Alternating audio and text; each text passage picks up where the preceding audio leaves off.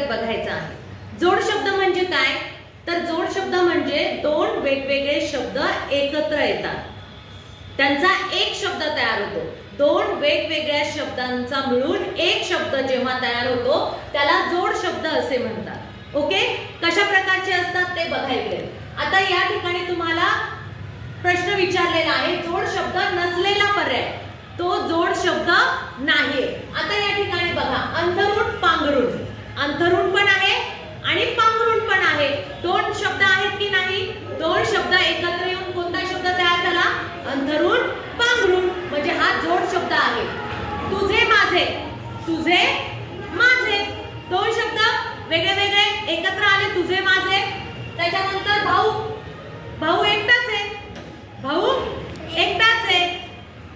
त्याच्यानंतर हाल अपेष्टा, हाल अपेष्टा, हाल पण झाले आणि अपेष्टा पण झाले, दोन शब्द एकत्र आले। मग सांगा बरं, जोड शब्द नाही असा कोणता पर्याय आहे?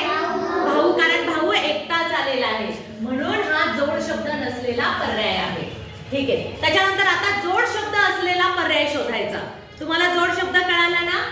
जावई एकटा आहे की दोन शब्द आहेत? एकटाच आहे। दृष्टी बरोबर, हा एकटाच आहे।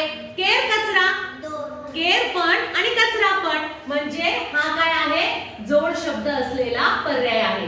पुढचं आपल्याला बघायचंच नाही। आता इथे तुम्हाला जोड शब्द तयार करायचा आहे। तुम्हाला कशा प्रकारे प्रश्न विचारला जातो? आता एक शब्द दिला जातो, त्याला जुळणारा दुसरा जोड शब्द शोधायचा आहे। पाला पाचोळा कुठे आहे? 3 नंबरला, म्हणजे पाला पाचोळा हा पर्याय तुम्हाला तिथे लिहायचा आहे। समजलं?